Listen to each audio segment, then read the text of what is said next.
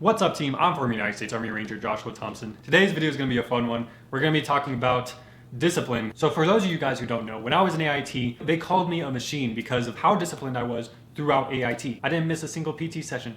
After the course was done for the day, I'd go straight to the gym and start lifting. It didn't matter what time it was. It didn't matter what was going on. I went straight to the gym. I lifted every single day. And then when COVID hit and the gyms were shut down, I was still going outside and utilize this resistance band that I purchased. I was still able to get quality workouts in every single day. And additionally, on top of that, I was eating super clean and going to bed at the same time every single day.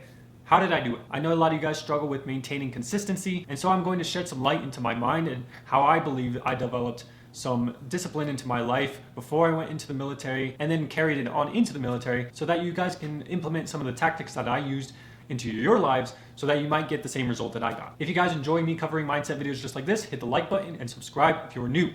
Let's get into it. So the way that I'm going to break down this video is that I'm going to go over the strategic level first, go over some of the major concepts that I believe are important. I'm not an expert per se, but I've read a bunch of books and the knowledge I've accumulated over the years. These are what I believe are the key concepts that led to my success in terms of being able to develop a mindset that's disciplined enough to do the things that we need to do in order to become an Army Ranger. And then once I'm done with the overall concepts, I'm done with the strategic level, then we're going to go into some of the tactics, the juicy stuff that a lot of people want to get their hands on first. But I think it's important to understand the concepts and understand why we're doing the things that we need to do first before we go into the implementations. So let's get into that first. And a quick breakdown, this is kind of like military jargon you probably learn eventually. The strategic level is the overall concept, the end state, the vision, whatever you want to call it. It's the overall big picture when it comes to your goal. And then the tactical level is what you need to implement in order to reach that end state. Basically the step-by-step plays that you need to implement and take action on in order to reach that end state. And so obviously looking first at the strategic level, our end state is we want to put on that tan beret or whatever color beret that you want to put on. We want to install discipline into our lives and become that person who can exceed the standard. The first concept that I'll go over, I'll tell you, I learned this from a book. I'm not going to tell you, I don't remember which book it was, but this is not my theory craft. I learned it from somewhere else. But it's the idea that discipline isn't about motivation. It's about becoming this identity. Your end state isn't just about achieving the goal. Because once we become an Army Ranger, we can get RFS'd. We can get kicked out because we don't maintain the standard. And so it's about becoming the type of person who can consistently show up and do the same thing every single day, because that's at the end of the day what you need to do as a Ranger. There is a saying in the 75th Ranger Regiment, you earn your scroll every single day. And what they mean by that is you are setting your own standard every single day. So basically what we need to do in order to become this person who does this daily is we need to install in ourselves the belief that we are this person. Because even if we make it into RASP, if we're thinking to ourselves, I don't know if I can keep up with this every single day.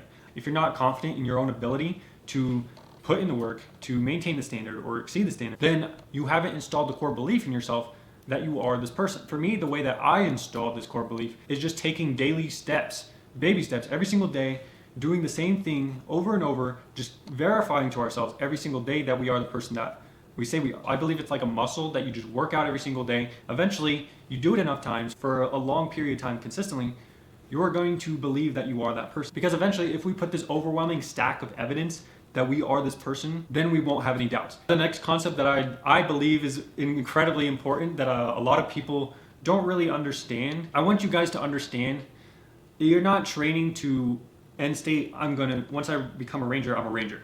Because you can get RFS. And because being RFS is a possibility, because your spot isn't permanent unless you maintain the standard. Some people, once they reach the goal, they think they're done. They think they're done working, they don't have to put in any more effort. They reach the goal and that's that. But if the goal is to become the person who can max out their PT scorecard, then you continuously do the things that this person who maxes out their scorecard does. You guys see the difference? One is like a goalpost. Once you reach it, they're done. They don't want to put any more effort in. The other one is they reach the lifestyle. And now because they reach the lifestyle, now they just emulate that lifestyle and become that person. All right, the next thing I want to go over, I've seen some people who don't understand. Discipline isn't really about motivation. You can motivate yourself to do something. You can do it consistently for like a month or so. But eventually there's going to be that day where you just don't want to work out. There's going to be that day where you just want to lay down and scroll on your phone and not go to the gym. It's about doing it even if you don't want to. because you probably do it if you have the motivation, but it's doing it on top of not wanting to do it. And that, at the end of the day, you want to reach a level where you've done the goal thing or the tactical thing enough times to where it's just second nature. It's a habit now. And once it's a habit, it doesn't matter what's going on in your mind. Even if I didn't want to do it, I still do it because it's a habit at that point. And that's what I think you guys should strive for too, is reaching the point where you become that person, and that person, those person's habits are your habits now. All right, so now I'm gonna go over some of the tactics that I use specifically so that I can basically tweak my mind to become disciplined in pretty much everything that you need to, like working out, eating properly, going to bed at the same time every single day. If you can do the things that you need to do every single day, you'll probably get to the level that you need to be before RASP. And you could get there relatively quickly, probably within like a couple months, if you had that kind of discipline. The first tactic that I used was basically setting a high, seemingly unobtainable goal for myself. For example, let's say I set my goal to be consistent and work out every single day for 6 months or whatever. And let's say I've only been working out 3 times a week. My brain and my body aren't used to that kind of level of consistency, at least not yet. But because I set this high, seemingly unobtainable goal, I'm probably more likely to go at least 5 days a week now. The reason that you want to do this is because more than likely, if you set a goal that's ridiculously high, even if it seems impossible, because you set your goal so high, you're probably going to go even further than if you set your goal relatively low. I want to reach 120 push-ups on my PT test, but let's say I'm only doing around 40 right now. 120 is that's 80 more reps on my PT test that I got to pull off. That's a lot of push-ups that I need to add, but I fully invest into the training in order to reach that kind of number. And because I do that, even though I may not have reached 120 yet, within like 2 months, I'm already reaching 70 push-ups now, getting closer to 80 in another month. Because you set such a high standard for yourself, even if you don't necessarily attain 120 push-ups, now you're above the Ranger standard. You're doing 70, 80 push-ups because you set such a high standard. And so that's the reason why I think it's important to set ridiculously high goals for yourself, because it's going to translate into a pretty good amount of success even if you don't necessarily reach that kind of number. Another thing that I did a lot is that I read a lot of books on the winning mentality. A lot of it was like about Michael Jordan, Kobe Bryant, the Mamba mentality. Just getting exposed and learning about that stuff at an early age, that helped me develop my discipline a lot. I think it's really important, especially for you young guys, so that you guys can develop that kind of mindset early on. Another highly effective tactic that I used all the time, and I used this without even knowing it was a tactic at the time, I'm just a big dreamer, I guess, is that I used visualization almost every single day. And there's 2 types of visualization that I used. The first being that I would visualize every single time I'd wake up in the morning and I didn't feel like getting up, or I was super tired or whatever. I would always think, I don't want to lose to Joe Schmo. Joe Schmo is getting up right now. He's going to go to the gym and get in a nice workout. He's going to eat properly every single day. You see, Joe Schmo he's basically perfect. He's like a robot. He'll eat consistently a clean diet every single day. He'll work out every single day, getting the most optimal amount of stimulation for his muscles. He's gonna go to bed at the same time every single day, getting the optimum amount of rest that he needs. And here's the thing, Joe Schmo is a real person. He exists somewhere out there in real life right now. He's working harder than you. He's waking up earlier than you. He's getting more effective workouts in. He's eating way more clean than you. Because guys, when you get to pre-RASP, all those Joe Schmoes, they're gonna class up. I asked the cadre when I was in pre-RASP, and I scored a perfect 300 on my APFT, how unlikely is it for me to not get classed up with a perfect score? And he told me it's never happened. If you have a perfect APFT score or a perfect PT score, you're almost guaranteed to class up into a RASP class. If you're just barely meeting the standard or slightly under it, then Joe Schmo is gonna take your spot and he's gonna class up and you're not. If you guys wanna know how common Joe Schmo is, I was one of 6 individuals who maxed out the APFT in my pre-RASP class up test. In a pool of 800 individuals, only 6 people maxed out the APFT out of 800. That's how easy it is to win. If you're consistent every day, that's how easy it is to class up and achieve your goal, achieve your dream. But anyways, that's what I used, visualization of Joe Schmo. He was my competition every single day, and that's how I got to those robotic levels of discipline. The second type of discipline that I used really commonly, pretty much all the time, is visualization of the future. I was always looking at my future like I already achieved it.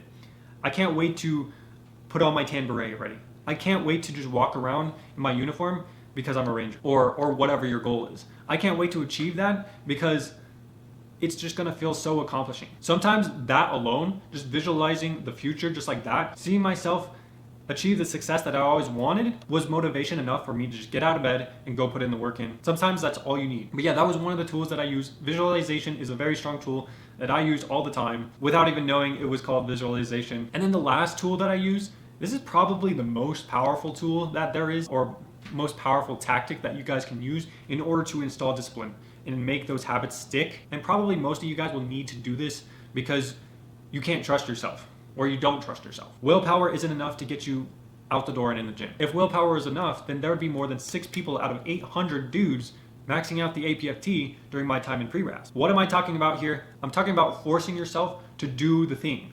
Forcing yourself to go lift. Forcing yourself to eat properly. Forcing yourself to go to bed at the same time every single night. The way that I forced myself to get into the habit of lifting was that I signed up for a lifting class in high school. And so by signing up and having to go in every single day and lift every single day for a grade, it forced me to get into the habit and lift every single day because I had to do it for a grade. If I didn't show up, I would have failed the class, and not only that, I was a senior, so I might have had to do another class for another credit in order to graduate. And by doing that, I forced myself to get into the habit of going in and lifting every single day. If you guys struggle with this, you struggle with the willpower to go in yourself, find a way to force yourself to do it if that's what you really want to do. Sign up for a weights class in your high school.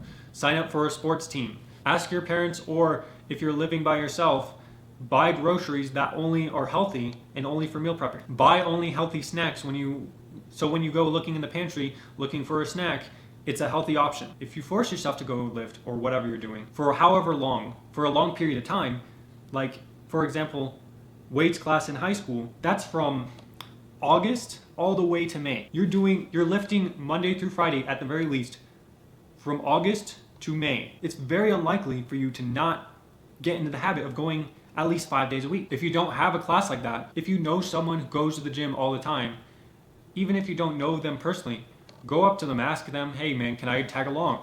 I really want to get consistent with the gym. So that is the strategic and tactical overview of what I personally did in order to be successful in RASP and other schools when it came to the military. So that's gonna do it, guys. I hope you guys found this video informative and I hope you learned something. If you guys like videos like this, make sure you guys hit the like button and subscribe if you're new. If you guys thought I missed anything or would like to add your thoughts, comment down in the comment section. Thank you guys for watching, and I'll see you guys in the next one.